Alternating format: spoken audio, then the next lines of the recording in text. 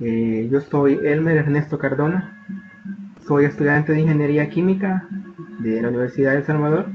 Actualmente curso quinto año y soy tutor de la materia de química como parte del curso de refuerzo académico para estudiantes de nuevo ingreso. En esta ocasión se va a desarrollar la videoconferencia relacionada a tabla periódica y ciertas propiedades que contiene esta. La dinámica va a consistir en la exposición de cada uno de los subtemas, al final de los cuales, al final de cada uno va a existir un espacio para hacer un par de preguntas o algún ejercicio, y es un espacio también para que ustedes puedan hacer alguna consulta o alguna inquietud que tengan referente al subtema recién desarrollado. Así que para hacer tus consultas lo pueden hacer a través del chat o pueden encender su micrófono y preguntar, ¿verdad? Si consideran oportuno o pertinente en el desarrollo intermedio de cada subtema y tienen alguna duda, la pueden hacer. Así que vamos a dar inicio al desarrollo. Como les comentaba, vamos a hablar de la tabla periódica, un poco de la historia, cómo se desarrolló principalmente, y ciertas propiedades periódicas como lo son el radio y el volumen atómico, en donde principalmente vamos a tocar el tema del radio, dado que el volumen vendría a ser una propiedad que depende principalmente del radio. También estaremos viendo lo que es la energía de ionización, la afinidad electrónica, electronegatividad y finalmente lo que viene a ser la presentación de la tabla que contiene los valores de electronegatividad.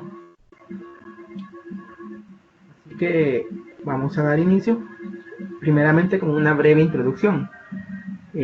Muchas de las propiedades químicas que contienen los elementos se explican a partir de la configuración electrónica. Creo que este tema de configuración electrónica ya se les ha dado un par de veces y han comprendido la importancia o el impacto que tiene la configuración electrónica en las propiedades que tienen cada uno de los elementos. Y estas propiedades en parte se deben a que, dado que los electrones se van llenando en orbitales, la manera en que lo van haciendo existe como cierto comportamiento cuando se trata de dos elementos que están cerca. ¿Por qué? Esto se debe a que al estar cerca tienen una configuración electrónica bastante parecida. La única diferencia es el número de electrones, en donde uno puede tener más electrones en su orbital externo o puede tener menos electrones en su orbital externo. Y ejemplo de ello es sodio y potasio, que son dos elementos que tienen un comportamiento similar. Entonces, los científicos o los químicos del siglo XIX observaron que en los elementos existían ciertas tendencias a partir de la observación de ciertas propiedades que ellos podían medir u observar. Entonces es a través de esta observación que ellos comienzan a proponer lo que actualmente conocemos como tabla periódica. Por ahí en su documento de apoyo que se les ha proporcionado está el concepto de las triadas, dado que inicialmente observaron que de 3 en 3 habían como ciertos comportamientos. Posteriormente hay otros complementos a esta tabla periódica. Entonces todas estas observaciones se dieron muchísimo tiempo antes de que la teoría cuántica, que es una teoría rigurosamente experimental, que demostrara las propiedades que tienen los elementos y que concordaran con estas observaciones en la mayoría de los casos. Entonces, primero definir qué es tabla periódica. Pues tabla periódica de los elementos es una disposición que tienen o que se tiene para los elementos químicos con forma de tabla. Como ya sabrán, esta disposición sigue un orden y este orden se toma en base al número atómico, que vendría a ser el número de protones, en donde en el estado elemental de cada elemento, este número de protones es exactamente igual al número de electrones. Entonces, este ordenamiento muestra ciertas tendencias periódicas en diferentes como grupos de los elementos. Entonces acá tenemos la imagen de una tabla periódica en donde está como simbolizado a través de un color como ciertos comportamientos que tienen cada uno de los grupos. Entonces, ¿cómo se desarrolla la tabla periódica? Pues primero ordenar los elementos de acuerdo a las masas atómicas. Fue una idea que surge en el siglo XIX. Entonces, el comportamiento químico, que en algunos grupos de elementos eran bastante similar, tenía que estar referido a algo, ¿verdad? Entonces, ese algo inicialmente se le consideró que era a las masas atómicas, que está vinculado estrechamente con el número atómico. Entonces, en 1864, el químico inglés John Newlands observó que si los elementos se ordenaban a partir de las masas atómicas, cada octavo elemento mostraba ciertas propiedades semejantes. Entonces, esto ya es uno de los conceptos más desarrollados del concepto de la triada, porque acá ya se habla de 8 elementos que tienen ciertas características, propiedades o comportamientos similares. Entonces, a esta relación se le denominó ley de octavas. Posteriormente a este desarrollo de la ley de octavas, entra en escena lo que es Dmitri Mendeleev, que en 1869 propuso simultáneamente con otro químico alemán llamado Lothar Meyer, propuso una tabla periódica que era mucho más amplia y que contenía ciertas características bastante asombrosas para su época. Entonces, esas características o aspectos que resaltaban era el primero, es que estaban ordenados los elementos en forma más exacta, de acuerdo a sus propiedades. Es decir, de que la tabla que propusieron estos químicos, al tomar un elemento de un determinado grupo y compararlo con los demás, las propiedades eran similares. Entonces por ello le confieren una mayor exactitud.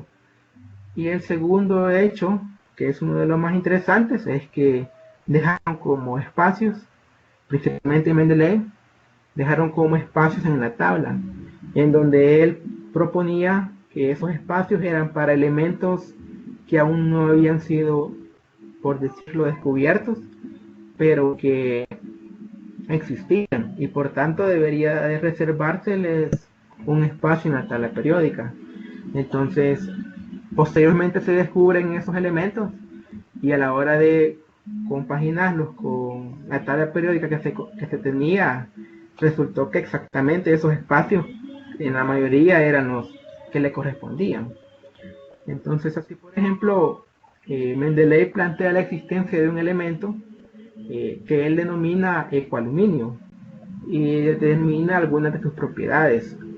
Estas propiedades las determina a partir de ese como comportamiento que tenían los elementos que estaban disponibles en ese momento. Entonces, este ecoaluminio posteriormente se descubre con el nombre de galio. Entonces, acá es una tabla que podemos ver en donde, por ejemplo, la masa atómica difiere por 1.99 UMA. El punto de ebullición es relativamente bajo, dado que en esos tiempos medir estos puntos de ebullición a lo mejor no era muy exacto, ¿verdad? Entonces lo habían definido como bajo, y si una sustancia tenga un punto de ebullición aproximadamente 30 grados centígrados se considera bastante bajo, dado que es una temperatura bastante común en nuestro país, por ejemplo. La densidad una diferencia de 0.4 gramos por centímetros cúbicos, y la fórmula en donde vemos que la única diferencia es el símbolo del elemento. Entonces, estos datos que se encuentran en la columna del ecoaluminio son unos datos que Mendeleev predijo a partir de ese comportamiento. Entonces, esta es una de las aportaciones más importantes que hace este químico al desarrollo de la tabla periódica. Entonces, una vez se desarrolla o se encuentran la mayoría de elementos químicos, ya tenemos una tabla periódica más completa, como la que se muestra acá. Entonces, esta tabla periódica ya tiene como una clasificación de general, ¿verdad? En donde se divide en lo que son metales y no metales. En donde los metales tienen otra como subdivisión, que son las que se muestran en la diapositiva, donde están metales alcalinos, metales alcalinoterrios, metales de transición, metales post-transicionales y los metaloides. Entonces, acá tenemos, por ejemplo, que los metales alcalinos corresponde a la primera línea o a la primera columna, que sería litio, sodio, potasio, rubidio, cetio y francio. Toda esta columna son metales alcalinos. Su nombre se debe principalmente a un hecho como histórico, por decirlo así, y también a una propiedad. Esa propiedad es que su pH hace que los elementos sean bastante alcalinos. Entonces, por ello se le denomina de esa manera. Entonces, todos estos elementos que se encuentran en color celeste van a tener como ciertas propiedades bastante similares. Por ejemplo, el sodio y el potasio que se menciona en introducción, que tienen un comportamiento similar. Luego tenemos los metales alcalinoterrios, donde está el berilio, el magnesio, el calcio, el estroncio, bario y radio, es decir, la columna de color azul. Esos metales, la columna en sí, de igual forma va a tener ciertas propiedades físicas y químicas similares. Y luego está un grupo bastante interesante y amplio, que son los metales de transición. Entonces, los metales de transición tienen una característica bastante interesante, que es la que origina su nombre. Entonces, lo que sucede con estos metales es que generalmente ya hablamos del bloque que se denomina bloque o su capa D. Entonces, ya hablando de orbitales, ¿verdad? Si recuerdan, los orbitales D admiten 10 electrones. Entonces, todos estos metales de transición,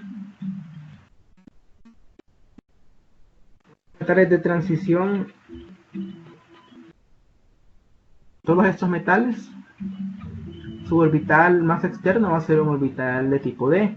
Entonces, lo que ocurre es que si lo que vendría a ser este orbital externo no tiene completos sus 10 electrones, lo que hace es que de los electrones internos hace como complementar esa subcapa. Para explicárselo mejor, supongamos que acá tenemos el orbital más externo, que sería un orbital D. Entonces, este orbital debe de contener 10 electrones para estar completo. Entonces, por ejemplo, supongamos que nada más cuenta con 9, haría falta un electrón. Entonces, lo que hacen estos metales es que un electrón de la capa interna salta hacia esta subcapa para completar los 10 electrones. Entonces, por ello es que este es como un fenómeno que se le denomina como transición cuántica o transición electrónica. Entonces, Por ello se le denomina como metales de transición. Entonces, al completar su capa externa, que es la que principalmente actúa en reacciones químicas, esto hace que en cierta manera sean un poco más estables. Sin embargo, siempre pueden reaccionar, ¿verdad? Y luego están también los metales post-transicionales, que serían los que están acá como un color naranja: aluminio, galio, indio. Estos de acá son los que se denominan post-transicionales. Esto se le llama así debido a que no tienen esta como característica de los de transición, es decir, estos no hacen esta transición electrónica. Entonces por ello no se les considera metales de transición, sino que post-transicionales. Es decir, su nombre se debe únicamente a que no exhiben este comportamiento. Y luego están los metaloides, un grupo interesante, donde está el boro, silicio, germanio, arsénico, en donde los metaloides son unos elementos que su predicción del comportamiento, si es metálico o no metálico, es bastante complicado, porque a veces exhiben comportamiento metálico frente a ciertas sustancias y a veces lo hacen como un comportamiento no metálico. Entonces, por eso es que este grupo se denomina metaloides. Es decir, que los metaloides son elementos que exhiben algunas ocasiones propiedades metálicas y otras ocasiones propiedades no metálicas. Entonces, todos estos subclasificación: metales alcalinos, alcalinoterrios, de transición, post-transicionales y metaloides, están dentro del grupo llamado metales. Y por acá se hace la aclaración, ¿verdad?, que los metaloides son a veces de un comportamiento y a veces de otro. Luego está la otra subclasificación, que tiene menos electrones. Si te fijan, acá ya se muestra como el complemento a la tabla periódica anterior. Entonces aquí hablamos de lo denominado no metales, en donde los no metales siempre se clasifican en base a ciertas propiedades.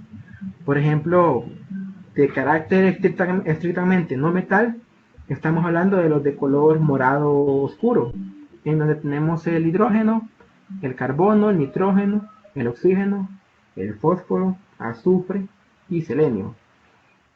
Y cuando hablamos de los halógenos, estamos hablando de estos de color azul pálido, en donde está el flúor, el cloro, el boro, el yodo y hasta abajo el tenesio. Entonces, estos grupos van a tener siempre como características o propiedades físicas y químicas similares. Y el último grupo de los no metales es el de los gases nobles, que es el último de la tabla periódica, que sería el helio, el neón, argón, criptón, xeón, ranón, todos los que se encuentran acá en esta tabla azul son los que se denominan gases nobles, en donde estos gases son bastante interesantes. Por ejemplo, su capa externa está completa de electrones y eso le confiere estabilidad y hace que sean poco reactivos. Entonces, esa sería la primera clasificación, que atiende el carácter metálico, en donde se dividen en metales y no metales, y las diferentes subclasificaciones que tienen los metales y no metales. Otra clasificación o forma de clasificar a los elementos de la tabla periódica es a partir del tipo de elemento. Entonces, acá se nombran, por ejemplo, por ahí me hacen una consulta que si al último grupo se le llama grupo 0, este de acá, este grupo de acá, el de los gases nobles.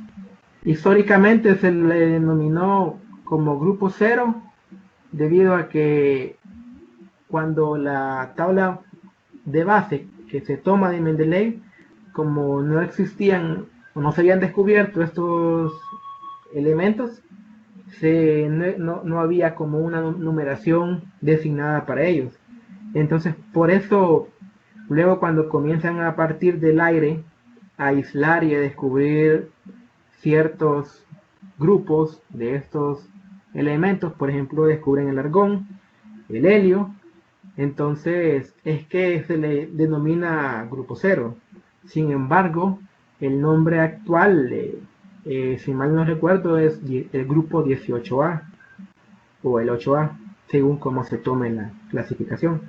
Pero sí, como dato histórico se le denomina grupo cero debido a ese hecho. Entonces, como les comentaba, también se pueden clasificar en base al tipo de elemento, en donde tenemos los elementos representativos, que son todos los elementos grises.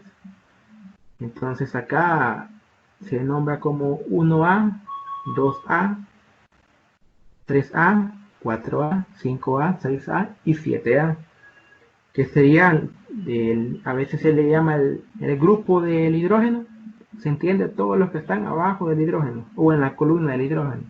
El grupo del berilio, todos los que están en esa columna, y así sucesivamente. Están también los gases nobles, que es el grupo 18 o el grupo 8A. Según cómo se nombren, ese número van a tener. Y serían estos de color verde claro: el helio, neón, argón, criptón, xenón y ranón. También están los metales de transición, dado que estas tiene la característica que les mencioné. Y este de acá, este grupo que está como en color verde limón o un verde extraño, son el zinc, el cadmio y el mercurio. Esto, debido a que no exhiben este comportamiento de los metales de transición, están como aparte, ¿verdad? Y tampoco tienen las características de los elementos representativos. Entonces a ese se le llama grupo 2B. Y también están los lantánidos y los antínidos, que son no sé si tienen ustedes tabla periódica, pero a la parte baja salen como dos filas. En la primera de ellas los lantánidos y la segunda son los actínidos. Entonces todas estas son filas. Estas filas, todos estos elementos tienen propiedades bastante similares. A diferencia de acá, que aquí hablamos de las columnas, que toda una columna pertenece a un tipo de elemento. En el caso de estas, hablamos de la fila. Entonces, también se pueden clasificar los elementos tomando en base la configuración electrónica. Y esta configuración electrónica da origen a un sonido externo, que es la capa externa en donde los electrones se ubican. Entonces aquí, por ejemplo, se habla del bloque S, sería todo el bloque gris. El bloque D, que sería todo el grupo, todo el bloque celeste. El bloque P, que sería este bloque verde. Y el bloque F, que serían estos de abajo. Por acá me hacen una consulta también de la anterior, que así se le conoce como tierras raras. Se le conoce como tierras raras a estos de acá abajo, principalmente a los lantánidos, porque su comportamiento es bastante extraño y su forma de aparecer es generalmente ácidos. Entonces, por eso se le denomina como tierras raras. Pero ese es solo como no es un nombre, digamos, formal, ¿verdad? Por ejemplo, si en su examen le hacen esa consulta, ustedes ya van a saber, ¿verdad?, qué son eso. Pero el nombre correcto es lantánidos o antínidos. Entonces, como les comentaba, en base al subnivel, hablamos de los S, P, D y los F. Entonces, acá esto se debe a que, digamos, los dos elementos que tenemos en su capa externa termina en 2s. Recordar que este número que acompaña a la letra es el número cuántico principal que indica el tamaño del orbital. Entonces, si se fijan en la manera que nosotros vamos bajando, este número va aumentando. Y en la medida que nos movemos hacia allá, hacia este lado, no hay como un comportamiento fijo. Sin embargo, estos de acá completamente van a ser 7 y todos estos de acá van a ser 6. Entonces, todos los de acá van a ser 7.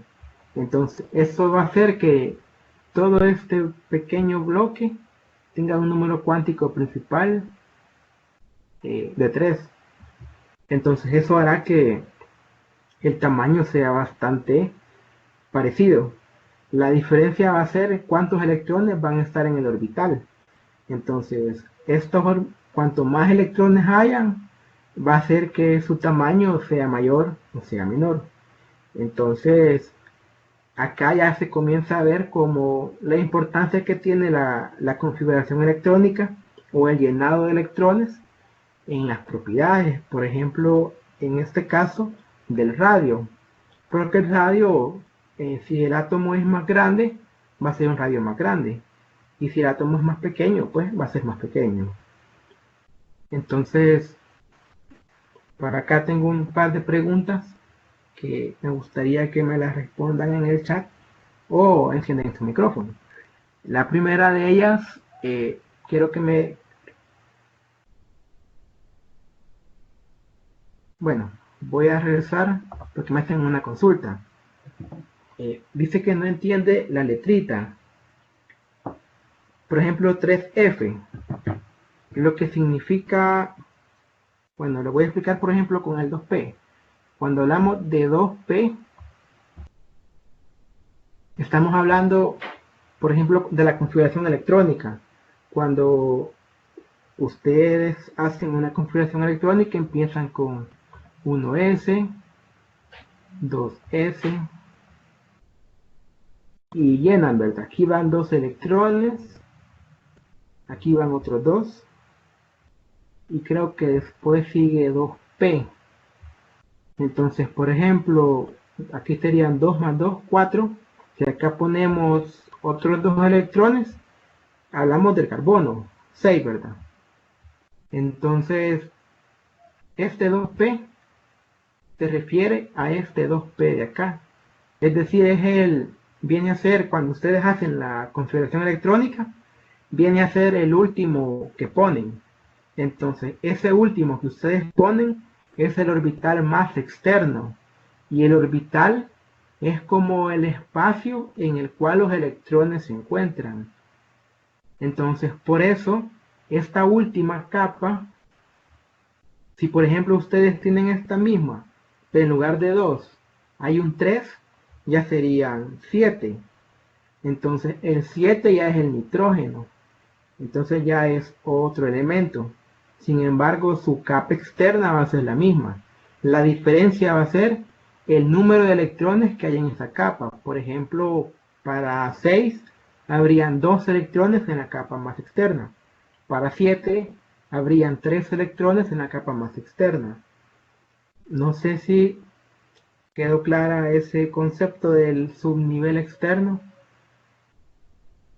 Si no, más adelante le puedo retroalimentar la idea. Entonces, teníamos por allí las preguntas en donde una aspirante ya nos había comentado una respuesta. Dice que la primera es B. Bueno, la pregunta es ¿cómo clasificamos a los elementos del bloque S? Entonces los llamamos metales de transición, elementos representativos o gases nobles. Por ahí me comentaron la letra B como elementos representativos. No sé si alguien más quiere participar o opina que está bien esa respuesta o tiene otra respuesta. Y la segunda es qué grupos representan a los gases nobles. Es decir, cómo nombramos a ese grupo, es decir, la columna donde se encuentran los gases nobles. Y bueno, ahí me dan las respuestas y efectivamente el bloque S hablamos de los elementos representativos y los gases nobles hablamos del grupo 8A. Entonces, muchas gracias por las participaciones. No sé si tienen alguna duda de lo recién desarrollado acerca de la clasificación de los grupos de la tabla periódica, si no partimos al siguiente subtema.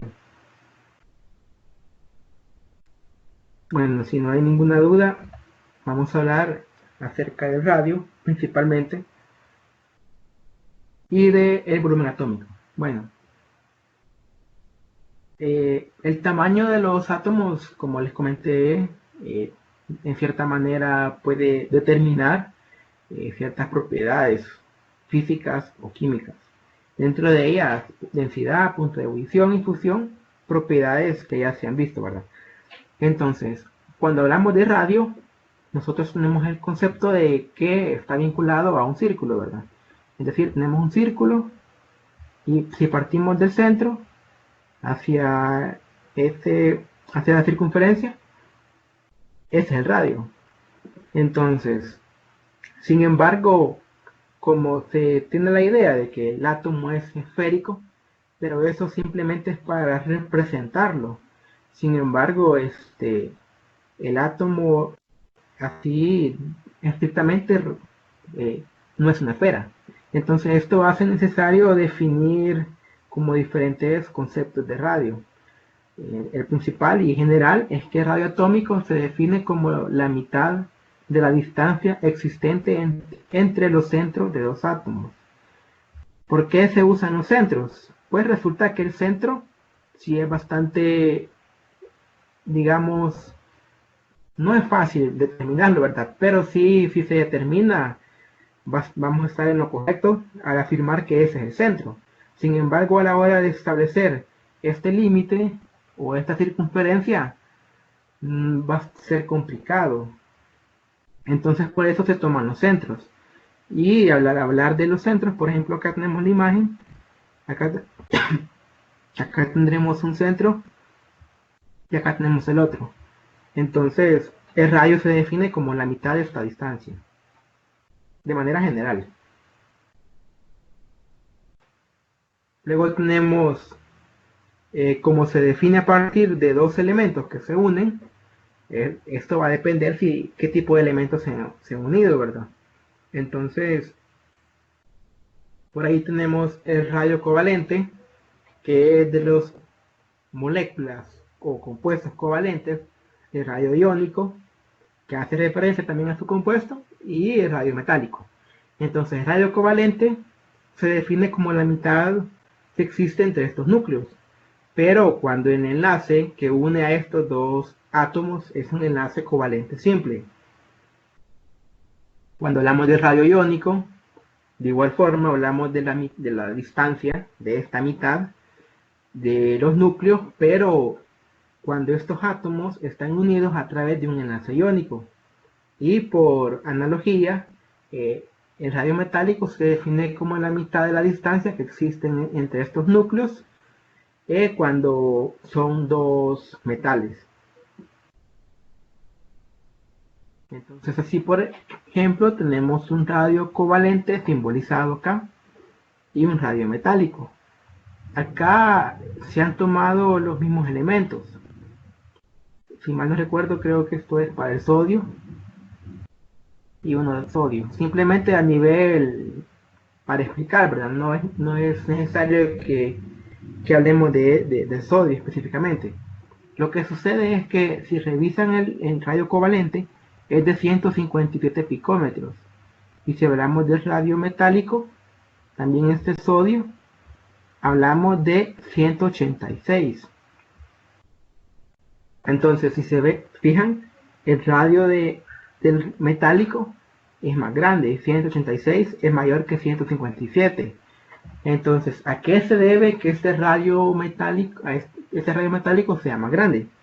Pues se debe a que Si recuerdan, en el enlace covalente, lo que se daba era un compartimiento de electrones.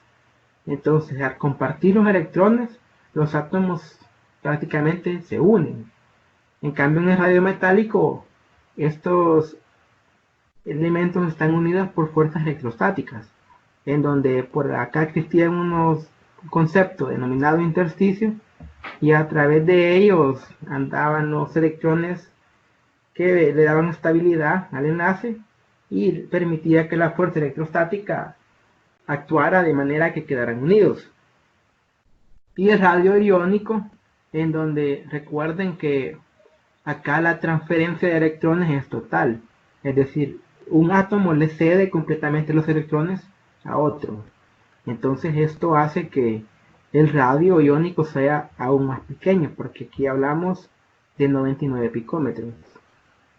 Entonces estos serían los conceptos de radio covalente, metálico y iónico, partiendo de la idea de que se toma como base en los núcleos, y la mitad de la distancia entre esos dos núcleos se define como radio atómico. Entonces, ¿por qué es fundamentalmente tocar el radio y no volumen? Pues resulta que el volumen, por ejemplo, para una esfera, si se considera esférico, el volumen se define como 4 tercios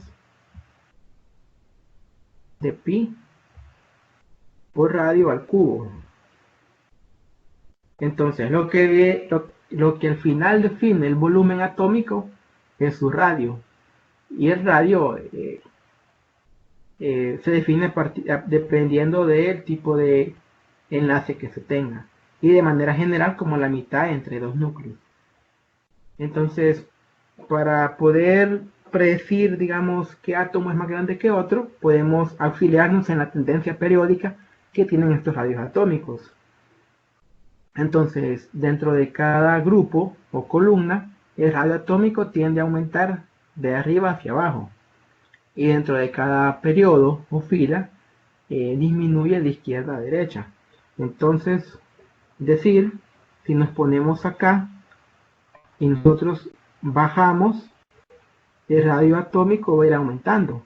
Y por tanto el volumen también va a aumentar. Entonces, si logran ver las pequeñas bolitas, en la medida que bajamos, esas bolitas se hacen como más grandes. Y si nos ubicamos en este punto y nos movemos hacia allá, también va a ir aumentando. Entonces, si ven las bolitas estas, en la medida que nos movemos hacia la izquierda, se hacen más grandes. Entonces, esto haría que el elemento más grande estaría hasta aquí abajo. Y los elementos más pequeños estarían por acá, ¿verdad? Que sería el helio. Entonces, esta es la tendencia que tienen los radios atómicos. Entonces, no sé si lograron captar esta idea, porque vamos a hacer un ejercicio en donde el ejercicio se pide que se determine o que se ordene en forma creciente los radios de los elementos fósforo, silicio y nitrógeno. Entonces les voy a dar un minuto para ver si ya, bueno, ya me respondieron por ahí una.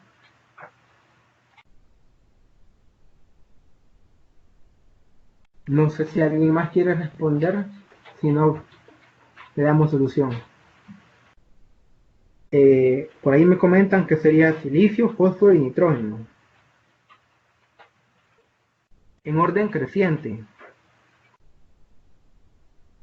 Vamos a ubicar atrás. Si vemos, por ejemplo, tenemos acá el silicio, sería 118 picómetros, el fósforo 110 y el nitrógeno 75. Entonces, así como lo había ordenado al inicio, estaba correcto. Bueno, está correcto. Silicio, fósforo y nitrógeno. Sería el orden creciente. decreciente, perdón. Si hablamos del creciente, así sería al revés. Entonces esto hace que el átomo de silicio sea mayor que el átomo del fósforo y mayor que el del nitrógeno. No sé si así les habrá quedado. Y bueno, pues un espacio para consultas referente al tema o a subtema de radio atómico. Si no hay alguna consulta, seguimos al siguiente.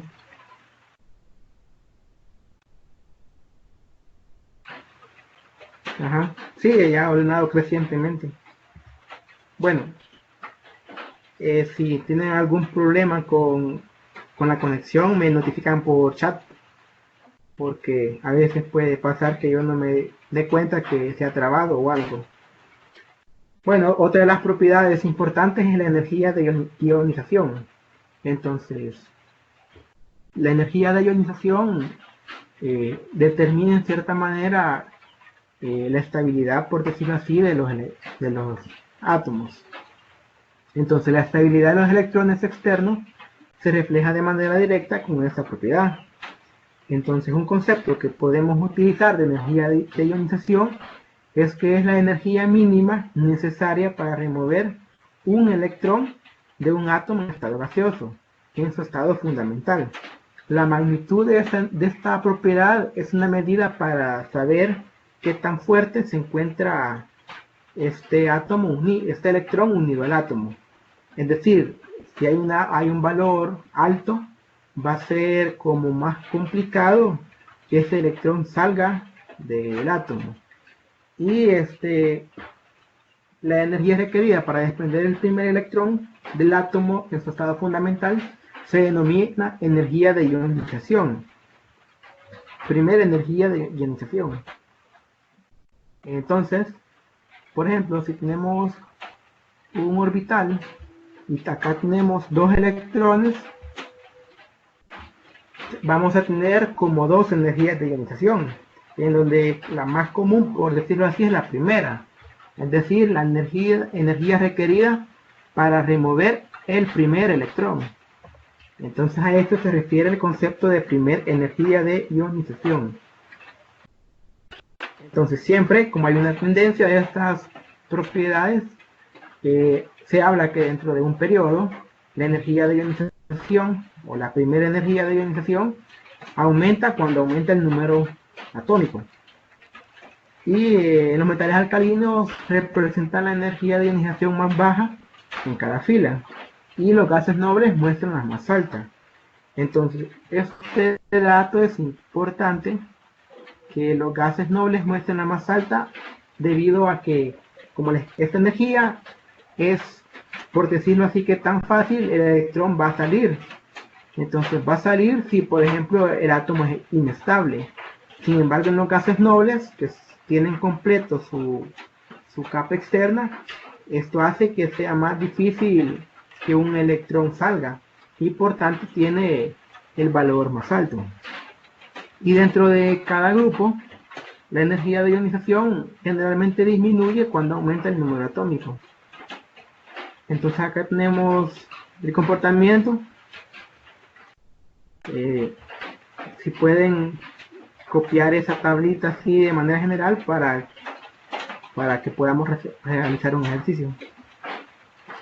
Entonces acá tenemos como una tabla que compara el número atómico con la primera energía de ionización. Acá, por ejemplo, vemos que los que van a tener mayor energía de ionización, aquí tenemos el helio. El helio es un gas noble. Tenemos el neón, que también es un gas noble. El argón, gas noble. Y así todos estos puntos más altos corresponden a los gases nobles. Entonces, no sé si lograron captar la idea de acá, en donde hablamos de periodo. y hablamos de los grupos, en donde dentro de cada periodo la energía va a aumentar cuando aumenta el número atómico, y dentro de cada columna va a disminuir cuando aumenta el número atómico. Si recuerdan, el número atómico aumentaba hacia abajo, entonces hacia acá va a disminuir y hacia arriba va a aumentar, y acá sí aumentaba en este sentido, por tanto va a disminuir en ese sentido.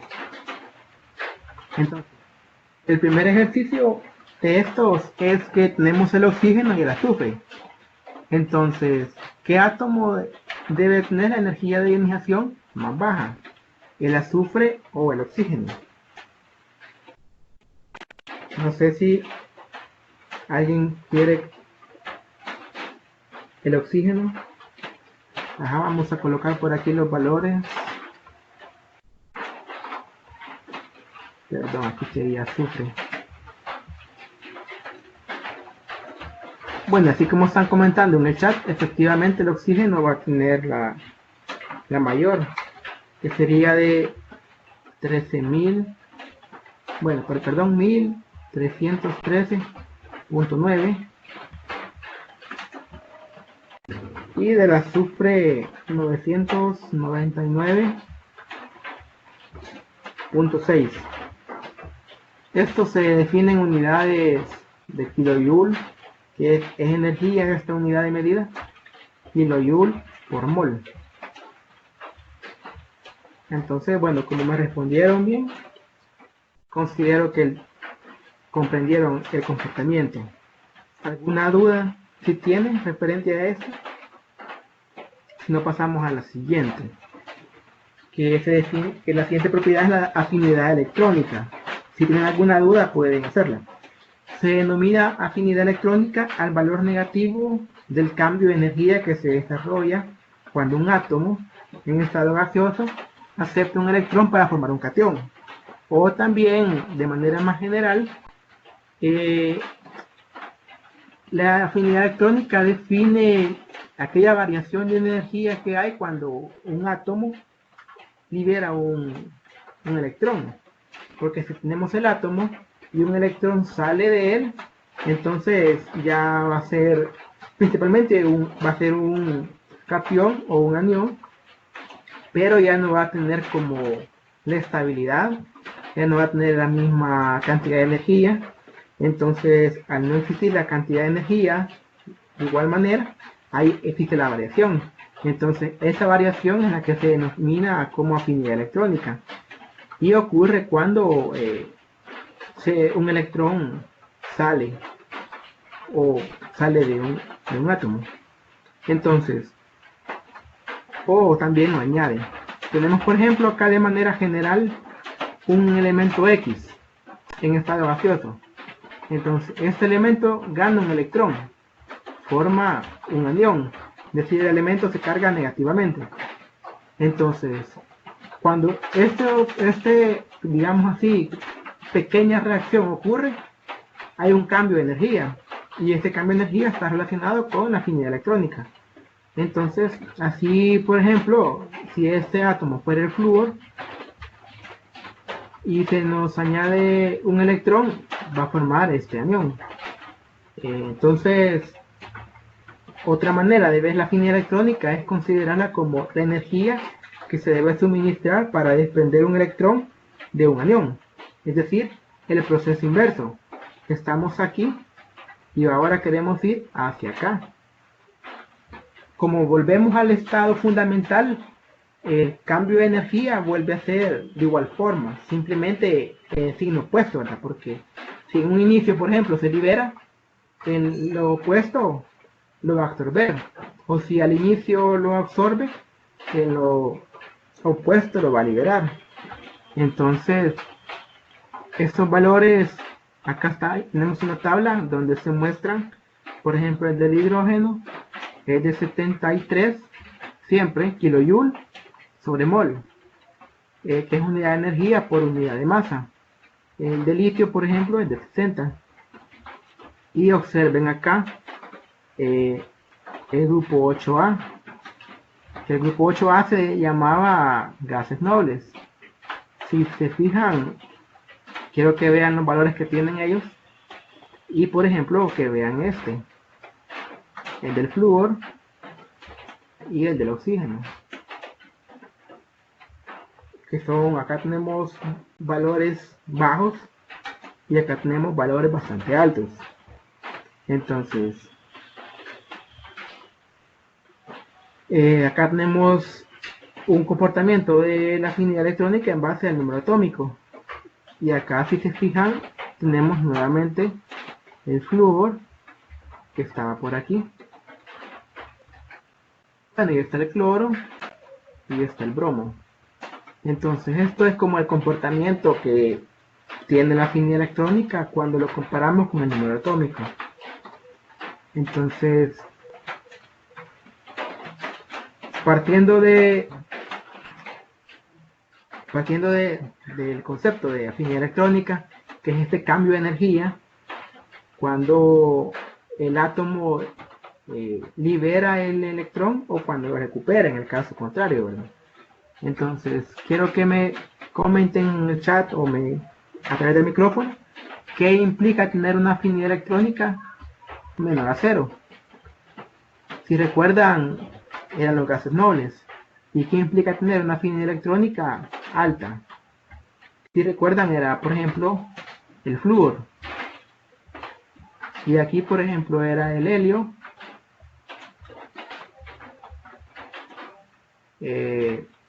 Vamos a revisar. El neón, argón y los demás gases nobles. Entonces, ¿qué consideran ustedes? ¿Qué implicación puede tener que la afinidad electrónica para un elemento sea menor a cero? ¿Y qué implicación puede tener a que sea mayor a 100, por ejemplo, que ya vendría a ser un número alto? Bueno, si no daría la solución de las preguntas. Y la respuesta está vinculada al hecho de que los gases nobles son poco reactivos. Entonces, ¿cómo ocurre una reacción química? La reacción química ocurre por el compartimiento de electrones, por la transferencia de electrones. Entonces, al tratarse de gases nobles, difícilmente va a transferir un electrón y difícilmente va a compartir un electrón. Entonces, esto hace que este cambio de energía del átomo sea bajo. Entonces, por tanto, su afinidad electrónica es bajo. El caso opuesto, el flúor, es altamente reactivo. Entonces, el flúor, su capacidad de reacción con otros elementos es alta. Entonces, por ello, tiene un valor de afinidad electrónica bastante alto. Entonces, por ejemplo, si a ustedes les ponen dos elementos y les dan un valor de afinidad electrónica, ustedes ya van a saber que el que tiene un valor mayor va a reaccionar más fácilmente que el otro elemento. No sé si tienen alguna duda referente al concepto de afinidad electrónica. Si no, pasamos al siguiente concepto, que sería la electronegatividad. La electronegatividad es la capacidad, o se define como la capacidad de un átomo para atraer hacia sí los electrones en un enlace químico. Los elementos con electronegatividad alta tienen más tendencia para atraer electrones, es decir, más tendencia para reaccionar que aquellos que tienen electronegatividad baja, y se relaciona con la afinidad electrónica y con la energía de ionización. Entonces, el concepto, así en palabras generales, de la electronegatividad es que es aquel valor que determina qué tan fácil un átomo, le va a robar un electrón a otro. Entonces, por ello, el electrón se transfiere del elemento de electronegatividad más baja hacia el de más valor. Entonces, un átomo como el flúor, que es el que tiene la mayor electronegatividad, tiene mayor afinidad electrónica y tiene una mayor energía de ionización. Esto es porque tiene un valor de electronegatividad alta, y esto hace que el flúor fácilmente le quite un electrón a otro átomo. Entonces, por ello, la afinidad electrónica y la energía de ionización también van a ser altas, porque están relacionados con el intercambio de electrones. Y el sodio tiene una electronegatividad baja y por tanto una afinidad electrónica y energía de ionización también baja. Entonces, si tenemos dos elementos con un valor de electronegatividad, uno mayor que otro, el que es mayor es el que va a tomar el electrón, y el que tiene un valor pequeño es el que va a ceder el electrón. Un comportamiento de número atómico contra esta propiedad se demuestra acá, por ejemplo, siempre que el flúor se encuentra en lo más alto, ¿verdad? Luego está el cloro, que también en los otros se encontraba arriba, y por ahí el bromo. Entonces, esto, decir, las tres propiedades están relacionadas con esta capacidad de reacción. Y la tendencia dentro de la tabla es que si nos ubicamos en este punto y nos movemos de izquierda a derecha, va a aumentar el valor. Por ejemplo, tenemos el boro, tiene un valor de 2. Si nos movemos a la derecha, llegamos al carbono, tiene un valor de 2.5. Nos movemos a la derecha, llegamos al nitrógeno, tiene un valor de 3. Y la otra, esto sería dentro de las filas. Dentro de las columnas, nos ubicamos acá y empezamos a subir.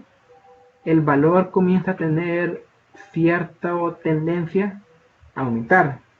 Por ejemplo, el rubidio tiene 0.8. Si subimos, encontramos el potasio, que también tiene un valor de 0.8, es decir, se mantiene. Si seguimos subiendo, llegamos al sodio, tiene un valor de 0.9, entonces acá ya hubo un aumento. Y si subimos, llegamos al litio, tiene un valor de 1. Entonces, la tendencia está más marcada en este sentido, de izquierda a derecha. Entonces, si pueden copiar también esas tendencias por hacer un par de ejercicios. Entonces, la pregunta es que qué grupos tienen mayor electronegatividad y cuál tiene menor electronegatividad. Es decir, acá tenemos unos grupos, el que está con color verde y el que está con color rojo. Yo estoy acá. Entonces lo que quiero que me digan es que qué grupo va a tener mayor valor de electronegatividad, el grupo verde o el grupo rojo. No sé si alguien quiere compartir su opinión.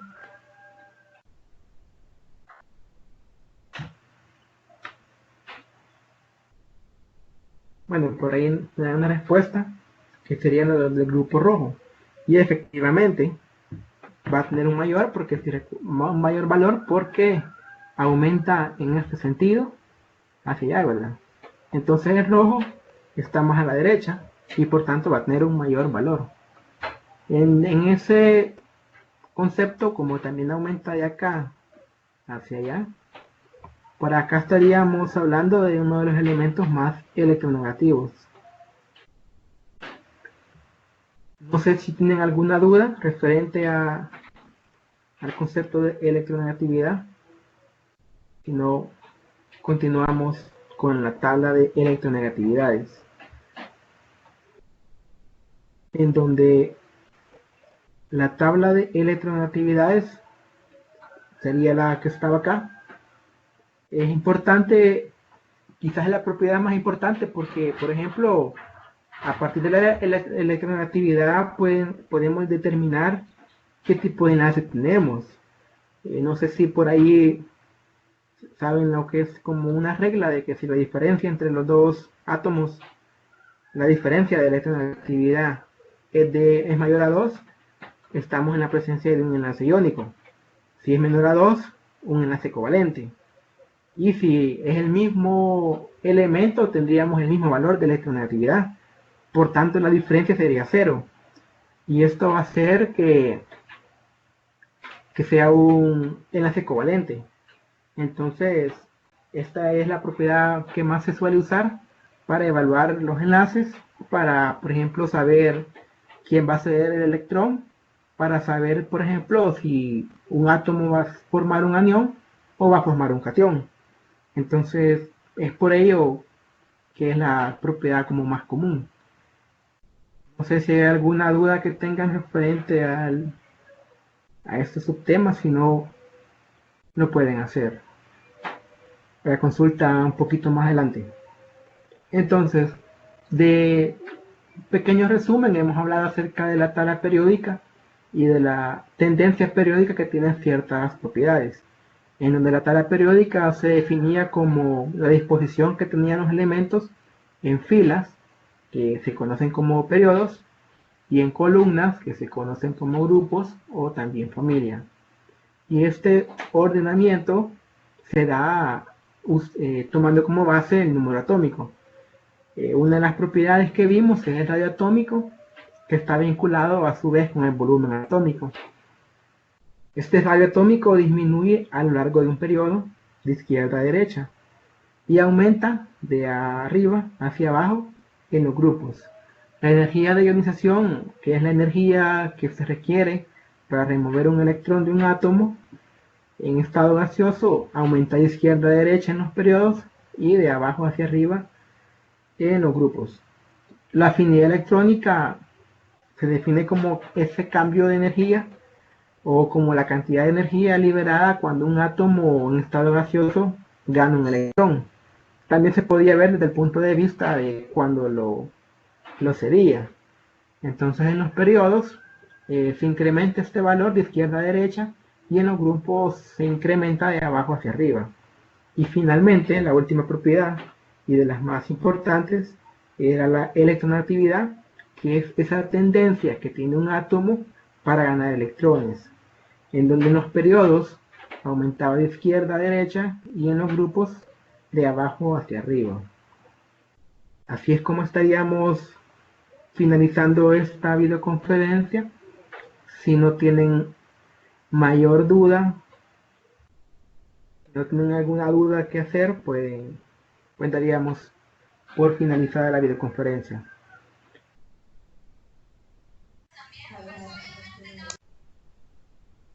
La diapositiva, la del resumen, no sé si esa quería.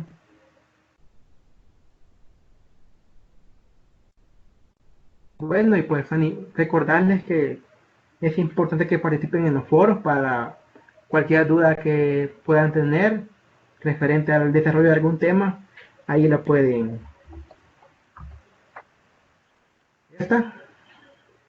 En los foros pueden aclarar cualquier duda de cualquiera de los temas que se está desarrollando. Y pues ya estamos cerca del examen, así que a estudiar mucho y la mejor de las suertes para cada uno de ustedes. Así que si no tienen consulta, gracias por la atención y por las participaciones.